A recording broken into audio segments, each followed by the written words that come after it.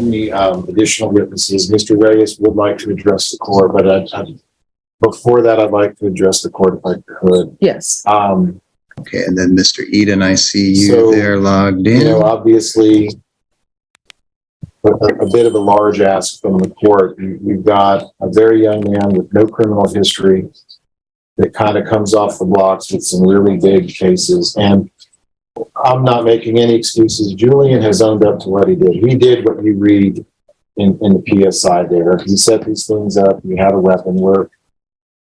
We're not in any way trying to minimize that, but you know, Julian is a 20-year-old kid who does have a bad drug problem. He really does. He's never been in denial about that. And it's gotten the better of him. And like I tell all my clients, either you control it or it controls you. And clearly these drugs, I'm not saying they made him go out and do that, but what I am saying is they certainly affected things that he was doing and the way he was thinking. I can tell you from the bottom of my heart, this kid is so remorseful about what he did and, of course, the situation he is. He does have his own dependent.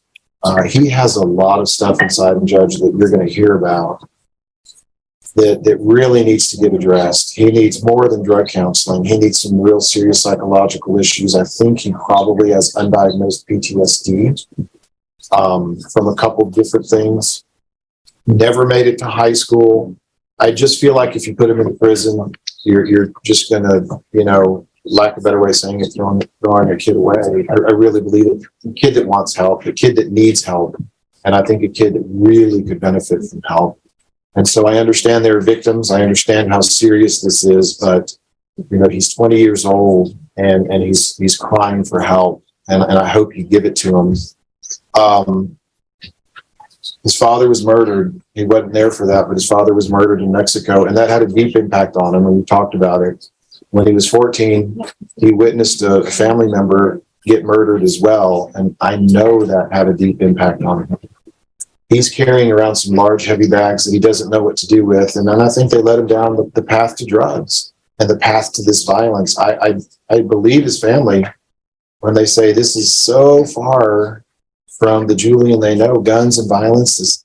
He truly is a really just kind of... But didn't they address his issues in 2016? Because he was on probation in 2016 for retaliation. Then he had marijuana probation in 2017. I don't know what they addressed back then, Judge. I didn't represent him. Probably not. I'm not sure if Julian was ready to be as forthcoming as he is about the issues that he has. So, and I understand that's part of his makeup. But on that issue, Judge, I just, as big as an ask as it is, I really think that deferred would be much better for him than the prison. The prison is not going anywhere. If he doesn't make it, well, you can hammer him. But today I'm asking you to give him the help that he's asking for and that he really needs. And I want him to talk to you as well, Judge, so I don't want to swear him in. All right, can you raise your right hand? Do you solemnly swear affirm the testimony you hear will be the truth and nothing but the truth, so help you God? I do. All right, you can lower your hand. You need to keep your voice up if you'll state your name for the record. Julian Reyes. All right. Defense? Do you want him over here, Judge? He can stand there. Okay. So Julian, I don't really have any specific questions for you, but I want you to tell the judge why you think you deserve deferred. I just want to let you know, I'm like, if whatever happens, if you do end up sending me to prison, I just feel like that's not gonna make me no better. But if I'm not saying for you not to do that, but I feel like I do need a chance because I never had no guidance in my life, and I do have a baby boy out there. And I just want to be there for him. I know what I did was wrong, and I do take full responsibility on what I did.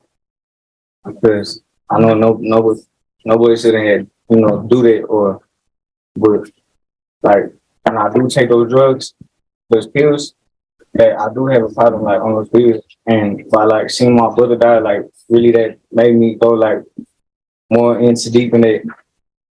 But when I'm on those pills, I'm not the person who I am, like how I am right now. But I feel like I do need a chance, and as I've been here for 5 months, I've been talking to God, and like I just feel like I got to do right, and I know I can. You have a drug problem? Yes, sir. Are you asking for help? Well, I'm asking for help. That's all the questions I have, and just, Julian is not the most articulate Oh, just person. one second. State has questions. Mr. Reyes, you said you've never sort of had a chance here, but you were arrested in 2014. Do you recall being arrested for theft? For theft? Yes, sir. The case was reviewed and closed. You remember that? At school? Okay. And then also 2015 for criminal mischief. The case was rejected, but you were arrested for that. Remember that? What's criminal mischief? Meaning that you damaged something. All right, so I'm gonna need you to speak up, okay? Pretend like it's okay if you speak like you're outside. I always tell people, the person who's the farthest person in the audience, talk loud enough so they can hear. All right. Criminal mischief, the question was from Mr. Reyes was, what was criminal mischief? It means that you damaged something that wasn't yours. Do you recall that back in 2015? I don't remember. Okay. Then you also were placed on probation for retaliation back in 2016. Do you recall that? I don't know what the retaliation for. I remember saying something at school. Okay, but you were on for 6 months probation, it states. Do you remember being on probation for 6 months? Yes. Okay, so you had a chance then to correct your ways, right? I did. Okay, and you did not. Is that correct? It's correct. Okay. And then also you got picked up in 2017 for possession of marijuana, and you also had 9 months probation back in 2018. You do recall that, right? So And at that time, you had a chance to address your drug problems, and you chose not to. Is that right? I did, but that was before my brother had passed away. Okay. So you're stating that you committed these 2 ag robberies because your brother passed away? I'm not stating that. I'm stating because I had started doing pills a whole lot. Okay, but you do remember committing these two ag robberies happened. One happened in January of 2021. The other one happened in September of 2022. You committed 2 different ag robberies with a gun, right? So Okay. Go for the question, John. All right, so I have a question. What is the sign language? I'm not sure. He's asking you with your hand, or what is that?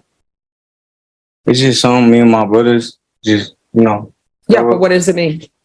like brother love. That's not according to American Sign Language. That's how we do it. That's not West Side. No, that's not what's up. All righty. Well, brotherly love with the W. Brotherly love. That, Judge, that just from the state's point of view, that does look like more of a Playboy bunny rather than. So that's what I'm seeing in the photo. I But I will take your word for what that means. So here's my question for you. And this is just straight from the police report, and I'm trying to figure out where your thought processes were. In the report, it says that you pulled a gun out. Let me go to the exact thing it says.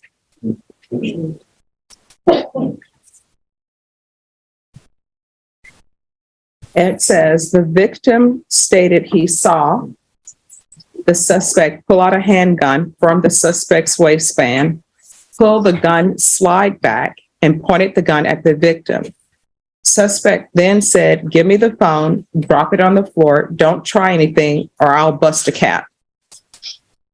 The victim stated, "Don't do this." So my question is, what were you thinking when you were pulling the slide back?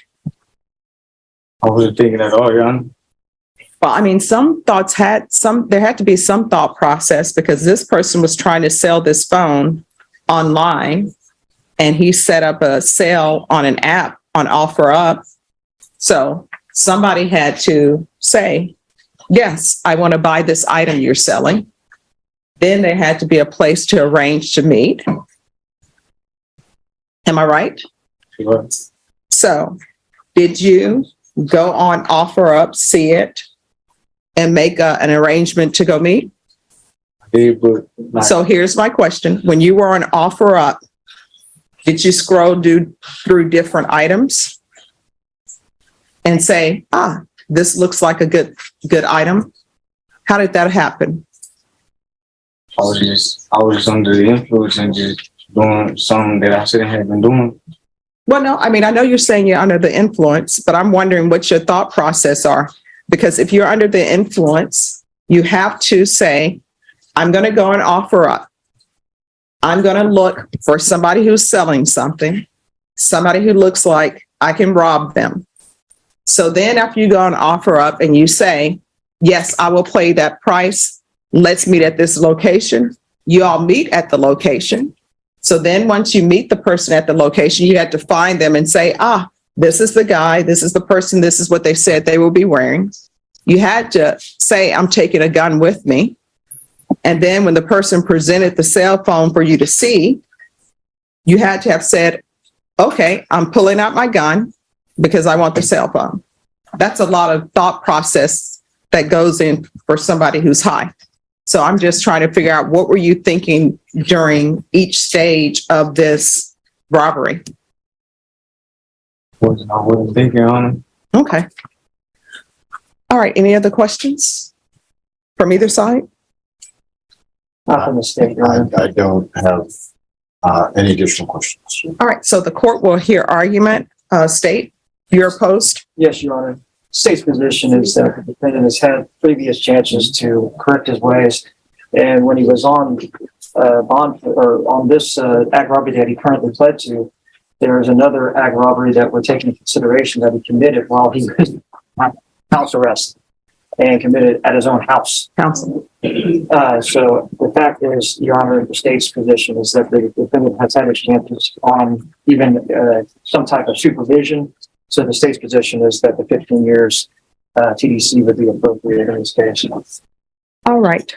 Defense? Judge, every day as a sitting district judge, you have opportunities to quite literally change people's lives. And, today you have that chance right now. I'm never a fan of throwing anybody as young as him away to the prison system, where I truly believe that he's asking for and can be helped by the things that are available through this court to help him. And so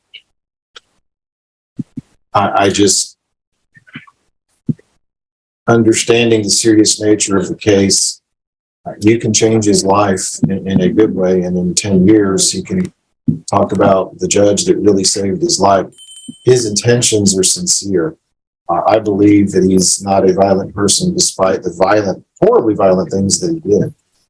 And that he really, truly wants to change his life. A lot of people will come and tell you that. This kid means it. And the only way that's going to happen is if you allow it. So I hope that you do that and that you don't throw his life away. All right. So, Mr. Reyes, Yes, Your I Honor. will tell you, I look at each case on a case-by-case basis. And sometimes, I would say really all of the time, when someone is sentenced, part of it, if they receive probation, even if they receive probation, part of it is punishment, because it's the punishment of probation. Or if they go to prison, it's the punishment of prison. And then it's also about rehabilitation. And sometimes rehabilitation has to occur at the prison. I'm going to deny your applications. I'm going to find you guilty. I can ask that you be referred to the therapeutic community. I can't force them to place you in a therapeutic community, but you can apply for it and see if they will accept you. I'm going to sentence you to 14 years in the prison, give you credit for any time served. Take in consideration 2022 CR 11026. There's a $1,500 fine, time and money run concurrent, and there's an affirmative finding of a deadly weapon. showing you trial court certification of defendant's rights to appeal. Did you review that with your attorney? Did you understand it and did you sign it? Mr. Reyes, did you review that with your attorney? Did you understand it and did you sign it? All right, because this is a plea bargaining agreement, because I followed your plea bargaining agreement, and because you waive your right to appeal, you do not have the court's permission to appeal. Because this is a felony conviction, you're not allowed to own or possess any weapons or ammunition. We can go off the record. Mr. Reyes, I take no pleasure in sending people to prison. One of the hard parts of this job is I don't have a crystal ball to tell me how people are going to do. And I know that you're young, and I know that you're probably thinking it's the end of your world because it's 14 years prison. But in actuality, at some point in time, you're going to get out of prison. What you need to do when you go to prison, once you internalize that you're in prison, once you say, that judge, I hate that judge, or whatever, I can take it. You need to see about getting your education while you're at the prison. I've been a defense attorney. I've had clients who've gone to prison before. I even had a client who was younger than you, who was found guilty of murder and got sentenced to 40 years in prison. And let me just tell you, when he was sentenced to 40 years in prison, that broke my heart inside because he was very young. And my thought process was, oh my gosh, why did they do this to him? Because he can do so much with his life. He had a hard upbringing. His mom's not there for him. She's more there for her boyfriend. She didn't take care of him. He's trying to take care of his sisters. And you know who helped me get through that? My mom. I called her and my mom is like, Stephanie, your client was found guilty of killing somebody. That person that they killed, they're not going to have any life. Your client still will have a life when he gets out. So you still will have a life when you get out. And whether or not you were on probation or going to the prison, this time is going to pass. It's what you do with the time that's passing that's going to help you. You can go to the prison, get your college degree for free. You can go to prison, get drug treatment for free. You understand? And when you come out of prison, you need not be around the people you were previously around. So you still can change your life, still can do good things. Good luck to you.